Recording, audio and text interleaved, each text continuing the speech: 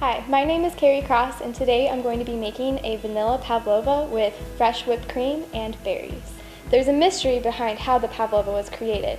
It was invented when Russian ballerina Anna Pavlova toured through New Zealand and Australia, and now they can't decide which country invented it first, but who cares? It's delicious. So to start off on making your pavlova, you need 6 egg whites that are at room temperature. You need 1 tablespoon of cornstarch, 1 teaspoon cream tartar, 1 teaspoon of vanilla, 1 teaspoon of white vinegar, and 1 1/3 cups of caster sugar or superfine sugar. So when you have all your ingredients together, you're going to want to start beating your room temperature egg whites with the metal whisk on medium-high speed until you reach the ribbon stage. And this is the ribbon stage. And from here, now we are going to add our cream of tartar to our egg whites.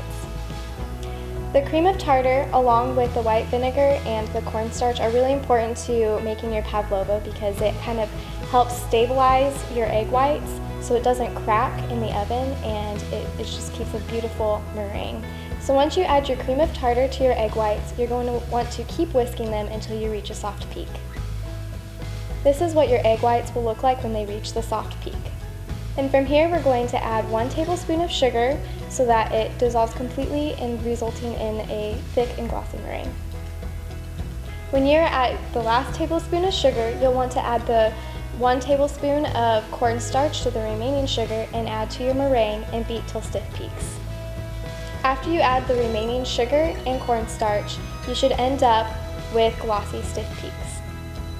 From here, you want to add your vanilla and your white vinegar to your meringue and fold until well incorporated.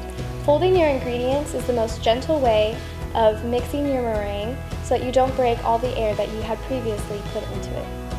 And here we have a baking sheet that is lined with parchment paper and sprinkled with cornstarch to prevent from sticking. And now all you have to do is dump your meringue onto your baking sheet and shape it the way you want it.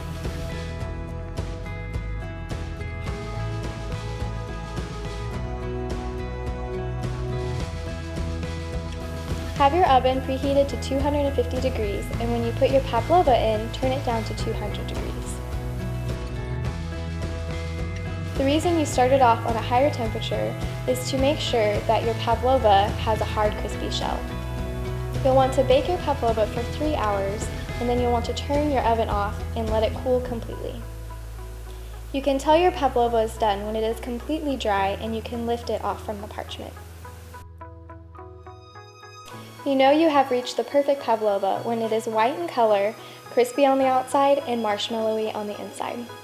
To top your pavlova, you can use any combination of fruits you would like, but today I'm going to be using strawberries, raspberries, blueberries, and blackberries.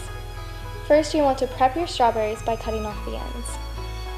You want to set your strawberries off to the side and put all your berries in a mixing bowl and add 1 teaspoon of sugar, 1 teaspoon of lemon zest, about 2 tablespoons of lemon juice. You want to mix that together until the strawberries start releasing their juices and make a sauce. To make the whipped cream, you'll want to add 2 cups of cold whipping cream to your mixing bowl.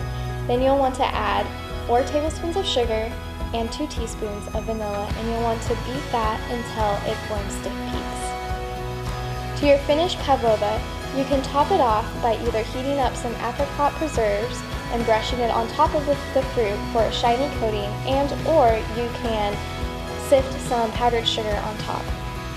And here you have your vanilla pavlova with whipped cream and fresh berries. I've had a passion for cooking ever since I was really little. I remember when me and my dad would watch Emerald Live every single time he would come on the Food Network at night. From then on, I always knew I wanted to be a chef. So my mom's style of cooking is very home-style cooking. She's the type of person that will just take whatever we have in our fridge or pantry and make something delicious out of it, and her specialty is soups.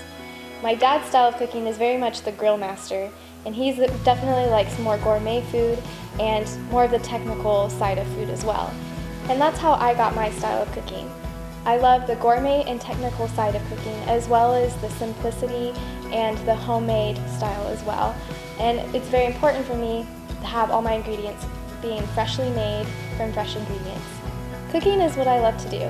It's how I express myself in my form of art. And that's why I love the pavlova.